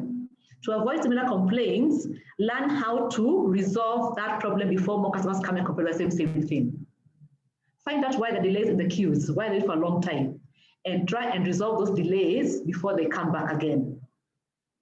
So for every complaint, you analyze why, and then you're trying to repair that damage. You're trying to reverse and learn from that complaint and make it better. Number 2 complaint. Your manager promised me a discount this month. It's not been affected in my invoice. Now, sometimes our managers also make mistakes, isn't it? They're also human beings. Yeah? They were somewhere at a party, the customer, or they met on the street somewhere, they said, yeah, you come and give a discount. And they have found you here and you have no idea about that discount. What do? Again, you apologize. I'm sorry for the omission. Can I get back to you by this time once I confirm that? Because you cannot say yes until you confirm with who? That manager. Then you go and look for that guy who promised a discount and confirm, did you discuss this with that person? Oh, yes, I forgot, but yes, now I have done it. Tell you, fine, give to me in writing, and then you call back and say, I confirm the discount, which has been resolved. It won't happen again. So you see that. Sometimes people do things behind there, and you're the one to face the music, to face the customer, the complaint. Yeah? Do you know that line? Anybody? Have you heard that before, Richard? Not my monkey, not my circus? I've had not my monkey, not my business. Yes. Sometimes when it comes to things like what I've discussed here, the boss has done something wrong, or somebody else in a different department has done something wrong, you want to do what? To say, it's not my fault, it's those guys. Yeah? That branch in Malindi, the guys in HR. Please never ever reveal or expose other people to a client. You're not helping them very much, are you? The client wants to be assisted because something has gone wrong, so help him. He doesn't care who did what or did not do what. So please avoid this kind of blame culture, pointing fingers. Those guys in finance, Safaricom guys, you know, the guys in that branch there, do not crucify anybody on the cross, because at the end of it all, you all belong to the same company, and the client has come to Simba because his issue is with who? With Simba.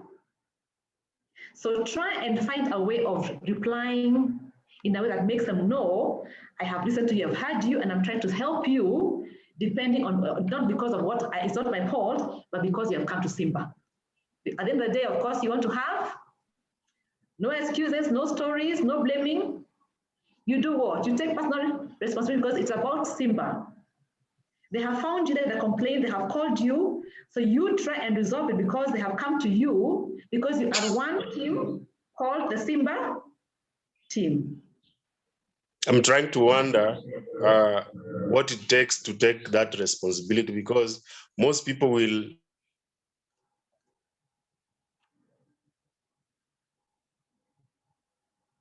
Hello? I think we've lost Richard. He was asking about taking personal. So here in this case here, you don't want to say that it is not me, it's not my fault, or I have done my part. So you don't start blaming people. You own that problem. You're owning it as a Simba problem. Something has gone wrong between Simba and this customer. And I have no idea what it is, but I'll try and find out and try and help them because it's our customer. So don't shame anybody. Don't shame your boss. Don't shame your colleagues. Don't blame anybody. Don't do an excuse. Don't try and wash your hands and say, it's not me, it's those people there. So all that problem, because the customer yeah, that's what that means, because at the end of the day, you want to be one team. You are there as one team. You're not there as one person. I'm not there as Anne or Purity or Nancy. I'm there because I'm representing Simba, and it's what you want to front every time. Is that clear? Does that make sense? Yes. Yes. Yeah. Do we do this? Do we blame each other sometimes? Point fingers. Do we shame, blame others? Yes. But that's not right, because one day it could be you who did something wrong somewhere. And how would you feel if they shame you or they crucify you on the cross and say, Yule Jama, it's Anne, it's Nicholas? That's not being fair. Because the customer has come with a complaint, he doesn't care who did what. He wants what? To be assisted. So how you respond and how you manage the complaint must not reflect an excuse or a shame or a blame. Okay? Please. Any question? Any issue or any input? Any complaint? Nicolas, you have something to say? Yeah? Nicholas? Madam, I was saying. Yes. Yes. What he was, I'm working in Kericho. Kericho, we have customer care Safaricom. Yes. Get some customer go there, they are not assisted the way they want. Yes. At times they come into our shop so that I can help them. Yeah. I try my best to help them where I can. Yes. But the way I cannot, I normally invite them to customer care, but I haven't realized the services they normally get to customer care, they are not satisfied. For example, if a customer lost a SIM card, yeah, and they want to be replaced. Once you have replaced for a customer SIM card, you can advise the customer to activate M-Pesa side. You get some they can do, and they cannot advise the customer to activate M-Pesa side. Sometimes you get the customer wants your help in one way or the other, but beyond your helping, you cannot help that customer. Okay.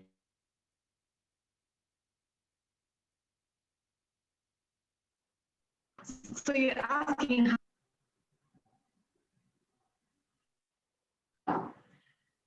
it's good to disclose everything you can do or not do, so they can know ahead of time that you have this limit when it comes to this service. But if they come back to you again, if you can help them by saying, can I call you back as I resolve the issue? If you can call Safaricom as you wait and see what you can do for them, it will be helpful. Yeah. Because maybe they went there and understand what they were saying or what they wanted. You can buy some time and say, can I get back to you? I try and resolve that for you. You're trying to be empathetic here to resolve, to help the client, isn't it? Huh? The best you can. Yeah. If you can take that extra step, extra mile, it's good for the client. Yeah. If you can. Very true. Yeah. Because you don't want to blame and say Safaricom have not done or they have not given the floats. Those are things you want to avoid moving on. Don't shame people. They're not helping the customer. You want to be helped. So do the best you can with the service attitude, with what you know, and resolve the issue, because you want to learn and say, next time now, I've learned how the complaint has had this person. How can I avoid that going on? Does this help? These few points I've given you, are they helping? Yeah, they are. Yeah, they make a lot of sense, especially when you are not able, you can admit that is not within my level, but I can refer to you to a place or somebody who can help you. So they are very, very critical towards managing the so-called difficult customers. Yes. Okay. Now, we received a lot of your common complaints. You received the over 35, there are very many of them. Thank you for sharing all these. But if you look at all these complaints and those issues, they are similar in most ways, and they come and they actually based on the 5 elements I discussed earlier. Let's just look at a few of them with the time remaining and see how we can resolve them. It's now 5 p.m. Complaining about high transaction charges, number 2, for example. Is that in your control? Is that about Safaricom charges or phone charges? Is it about the cost of the service or the product? Anybody who raised this question? I think that's an issue with the transaction or charges. Okay. Now, these charges here are fixed, isn't it? By Safaricom or somebody else somewhere else. Those ones are fixed because that's how they charge for M-Pesa or whatever you're transacting. They are fixed. They must be communicated like these are the charges. There's a board that I know you have in your counters, that board that has, if you're transferring this much money, is it there? Because unless they see it, they'll complain. Again, be transparent. If they can be shown earlier or displayed somewhere, it's good to have them there. Because once they see them, they know if I'm sending 5,000 shillings or 10,000, that's how much I'll pay. Or the price of the phones or your product should be there displayed, and that's the price they are. Because you said earlier, your value is quality, you don't have any counterfeit items, that's the price of the item because the benefits you get are that value. Sawa. Now, product, hold on. Another one here. Number 4, unavailable or out of stock products. How do you manage this about out of stock products? When you do your why, where are they out of stock? Because in most instances, it's because of the supplier having very little or none at all. Because we are just sellers. They are manufacturers, they are exporters, they are importers, right? Some reasons beyond our control can explain why we do not have that particular product. Okay, how do you respond to that now? How do you now respond to the client with that now? How do you respond to make it look like it's, that you're helping them? How do you respond to the customer? Maybe we can pick somebody. Because now you know why. Suppliers have not supplied for a long time. They could be having their own logistic reasons. How would you now respond to the customer? Jen, how will you respond to a customer when you do not have a particular model of phone? Jen Omaido, how will you manage that customer? Okay, when I don't have a particular model. Hello. Yeah, we are getting you loud and you're clear. getting me? Mm. When I don't have a particular model, I'll confirm with the head of department if the model is in stores. Then I'll advise the customer accordingly. I'll give him like a duration like 2 or 3 days, depending with the feedback from the stores. Then I take the customer's number. I assure him of the day the model will be available, and I call him to come and pick it. Magdalene, how will you handle that customer?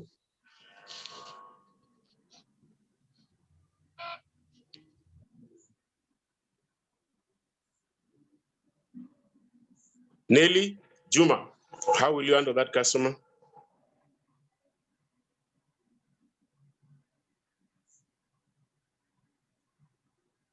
Nelly?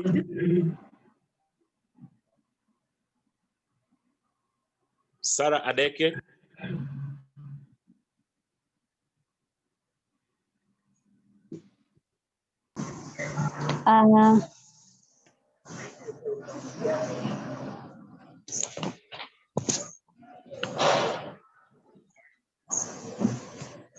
Nancy, we can go on.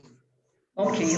Number 6, poor product and services. Nancy, I see Anne's hand is up. Maybe before we continue, Anne?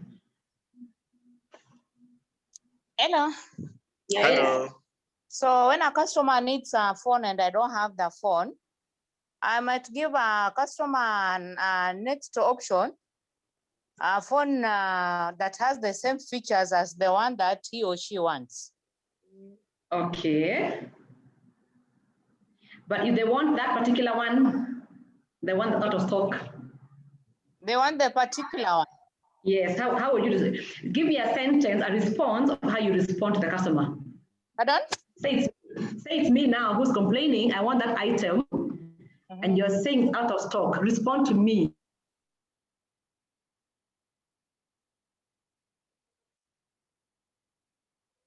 The response I get the department in charge, I'll be able to advise the customer on the way forward. How? What's the way forward? Respond. If the stock is available at our stores, I'll advise a customer to come back after 2 or 3 days. I take his or her contact and I communicate back to him. Okay, but it's good to say, I'm sorry, they're out of stock for now. Yeah, we're having a stock outage. Can I call you back, or can I inform you when you're going to have them back? Or we have the other option, as you were saying, yeah, the same features. Would that interest you? If not, then you can do all you can to get it for him. Yeah, call him after 4 days or 1 day, whatever you say, and agree and see when they can come back. But always apologize and look pathetic, yeah? Okay. Yeah. Number 6, poor product and services. This surprised me, number 6. What does this mean? Which are you saying you stop poor products and services at Simba Telecom? Sarah?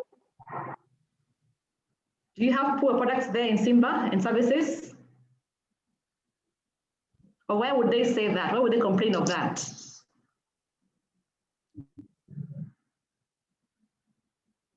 Who raised this concern as a complaint? Hello. Nancy, I'm just trying to check who sent that, which shop that came from. But I remember Joe and the HR actually reverted back to them what they meant, and they revised the question. So let me just. Because to me, it should not be an issue at all. It should not be having any poor products there. If they say they are poor, it means they didn't understand the product, understand the benefits, or they didn't meet their need. That's what I understand, because something went wrong there. Okay. Number 9, insisting on bending rules, withdraw without ID, and upon decline, they tend to get angry. Okay. So what has happened here? Somebody has been giving the hand and the arm. Now they want the leg, and they're angry. Again, here it's about policies and procedures. You must communicate them clearly. It's required, you must have your ID card before I transact M-Pesa, and that's the way it is, full stop, okay? It is the policy, it's a law. It's now a law, isn't it? It's a law by the government. It's communicating clearly the policies and procedures, and they must be there. Let's see something else here. Customers are going to spend for goods and products and services. They don't want to spend money. What is that about? Are they expensive? Are they saying they're expensive? They can afford them or what? Okay, let's hear some feedback about this one. When they are willing to spend money on goods and services. Anybody? What has gone wrong there? What's the why there? That one I would think maybe like the value proposition has not come out very well, such that if you're buying a phone worth 20K, then you need to showcase from the word go, like what it can do for 20,000, you know, not just saying it's a Huawei phone, but then it goes for 20,000. So maybe value proposition, or even how you place it or how you present it, could be communication, yes. Customers not willing to spend as much on such a product or service. Yeah, this here is about communicating the value, the benefits, and the needs. Does he need that kind of product? Do his needs demand that kind of product? Are you mismatching the product and his needs?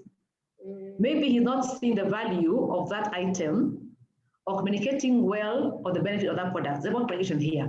Number 13, at times products do not meet customers' needs, the same thing. Number 15, customers, they assist you bend the rules for them. Again, here it's about policies and procedures, communicating and standing by them and drawing the line.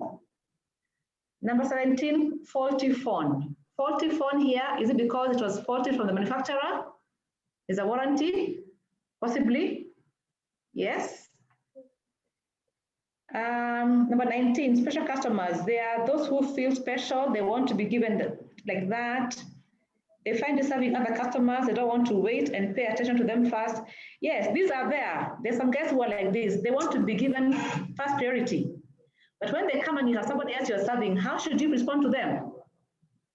You can tell them, hello, I see you, welcome. I'll be with you in a moment. Because you have others you're serving, let them know that you have seen them. They want to be seen. Yeah? So tell them, I've seen you, Sam. Welcome, have a seat, drink some water. I'll be here in a while, and continue serving the customer you are there. Do not ignore them. All right. Number 20, customer has failed to come back due to lack of enough float. This issue of float is a big thing here, I think. It needs to be resolved once and for all, or find a way forward. Richard? Yeah, the float thing is a back office thing. Lack of water in your office when customers get thirsty during your service. Now here, what do we say? Why isn't there any water? Again here, why analysis? You've had water for a long time, the dispenser is there, why isn't there water? Huh? The order was not made in time, delivered not made in time, so find out why and resolve and have a good stock of water. Lack of fresh, cool air when it gets hot during the, okay, here you can invest in an AC, invest in an air conditioner, something like that. Small parking bay during market day when we have so many customers to serve. Now, who asked this? Who sent this request, this complaint about the parking? It's one of you. How can you resolve this complaint? Because it's a recurring one, there are market days every week. How would you resolve this? What can you do? Are you in control of this? Because now you know why. It's market day.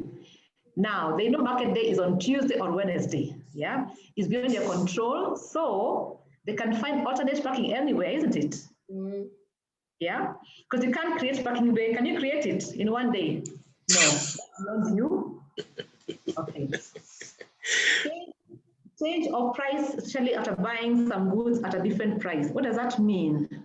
Change of price. after buying same goods.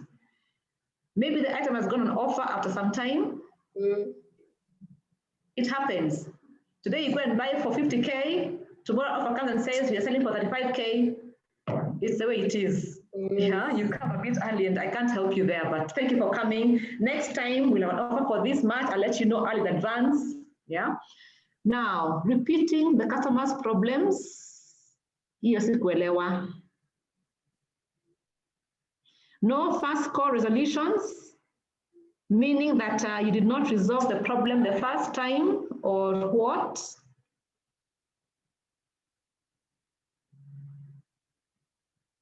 New product or features request. So all these elements I'm seeing here are to do with the 5 reasons why customers will be difficult. If you look keenly, it's one of these elements here. But clearly here, what I want to say is that understand why. Is it a broken promise? Poor communication. Once you find why it has happened, it will be easier to manage the complaint very, very easily. But once you have learned why, you learn from the mistake, learn from that problem, and do not let a recurring complaint again appear on the same. Something like water. Surely water should be there if it's always been there. Yeah. Things about the policies and procedures, they should be there in writing to communicate. This is what we require here. An ID, we require this number of days for this. They must be stipulated in writing, and that way they'll know what to expect. So what I want to say for now, because time is up, in your own teams, you have your own issues in your own teams. Yeah, you send them to Richard. Look at every issue you send there as a complaint and see, find the why analysis. Do it across and see what is the root cause of this complaint and how can you resolve it not to occur again in future. Because clearly, most of it is in your own hands. You'll find the reason is in your own, within your own limit, and some is not, and find how you can respond without blaming or shaming or showing a grief to somebody else. But ideally here, you want to serve the customer and help them with that complaint. If you had time, we would have had a team discussion here and seen how we can respond. But I think for now, Richard, let's take our complaints on our own issues and see how we can resolve them. And those that we cannot do, we can come back and see how we can help them. But most of them are resolvable at our own levels from what I've seen. And I hope you agree on that, all of us, because we have agreed here, nobody just comes to Simba and becomes difficult. Something has gone wrong somewhere. Let's own it and help our customers. And I think with that, I'll end here, unless there are any questions. Yeah, there is. I have a question. Briefly, what do you think is customer obsession? Obsession? Yeah. In what obsession? Sorry? In what context? Not in what context. What exactly does it mean when we say that we have customer obsession? The obsession with customers, what do you think it means? Like recently, Safaricom appointed a director for customer obsession. It must mean something. Since we're working under Safaricom, it must mean something to us. Yeah. Obsession, you mean obsession? Oh, okay, I get it. Okay. It sounds like you're investing all your efforts to the customer. I mean, the customer is what you want to, you want to invest all your efforts in everything you do. It's about the customer. You come there for the customer. He's your employer. He's your boss. And I think it's the same thing when a few years ago, customer service changed to customer experience. Like from the time you say hi to them to the time we say goodbye to them, like it's a whole experience. So I just think these are just new terms that are coming to the market just to make sure like we are able to listen very carefully to the customers. We're able to improve on their experience based on what they want. Because for me, I feel like almost everywhere I go, I leave feedback. Like, I think you need to do this. So if you become customer obsessed with me, like, I think you'll want to listen to more to how I even want my experience to be.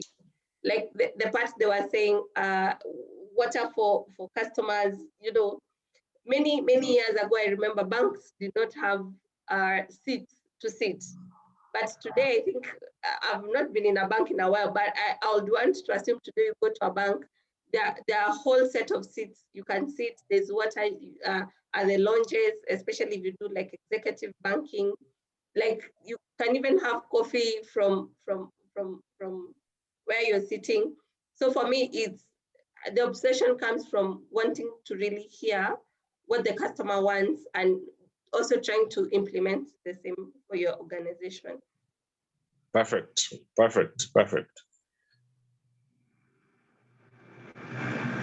Purity, we're done.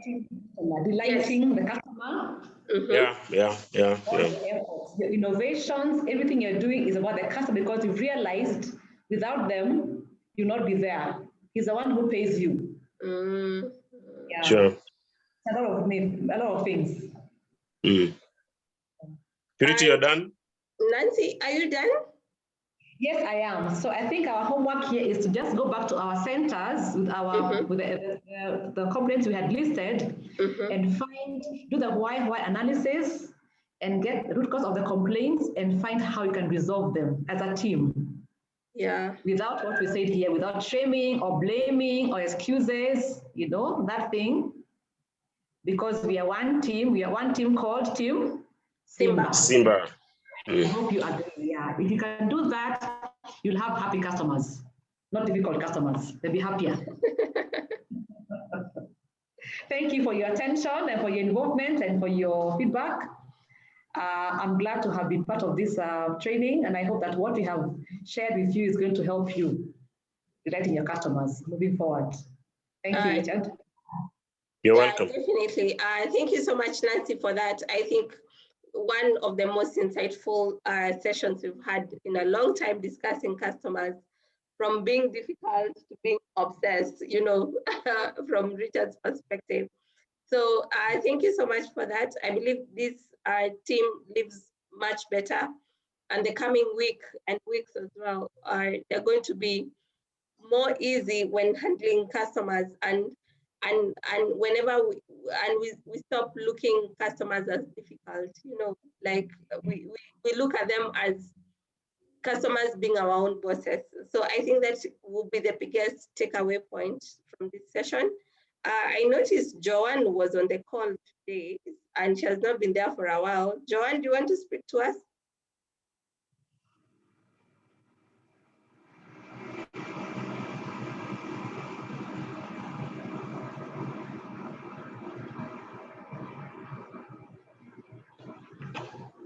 I don't think she's there. All right, back to you, Richard.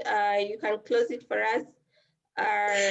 Also, a closing comment and a prayer as well. Thank you so much. Okay. Purity, thank you very much for a very well presented program. I'm very sure that we are now powerful. We are now transformed in delighting our customers. We'll be changed people. Thank you very much. Purity, thank you very much for bringing.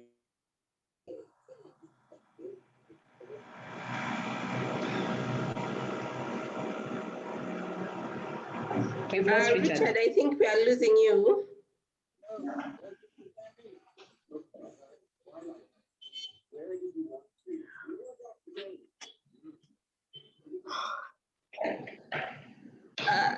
Nancy, did we lose Richard? Yes, yeah, he's hanging. He's frozen. Okay.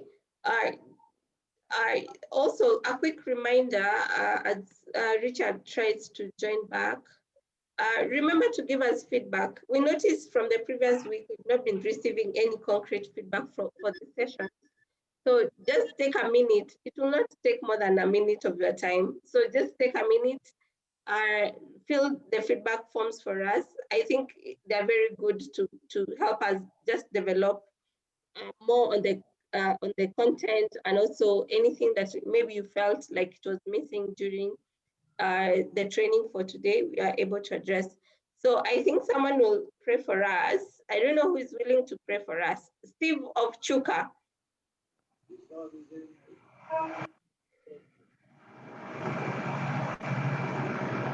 Can you pray for us, the closing prayer?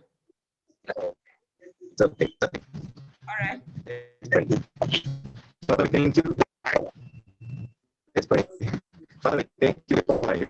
Thank you, Father, because you're faithful. Thank you, Father, because of these meetings. Thank you, Father, because of these trainings. Let us continue to pray to Father, we pray that you're going to prepare us, Jehovah. Whatever we are going to do, Father, we pray that you're going to work for us in the name of Jesus Christ. Thank you, Father, for everything you've done. We also pray, Father, for trainers. Whatever they are, Father, keep on giving them wisdom in the name of Jesus Christ. Thank you, Father, as we go back. May you give us favor and Lord, may help us in the name of Jesus. Amen. Amen. Amen. Thank you so much for that. Richard, welcome back. With a prayer. Yeah. Yes, I was thrown out a bit. Okay. Thank you very much, and God bless. All right. God bless you all. Enjoy your evening. Enjoy your Saturday. Have a very wonderful week ahead, and let's see you on Saturday. Thank you so much. And remember to fill the feedback form for us, please. We really need this feedback. So take a minute to fill the feedback. Thank you so much.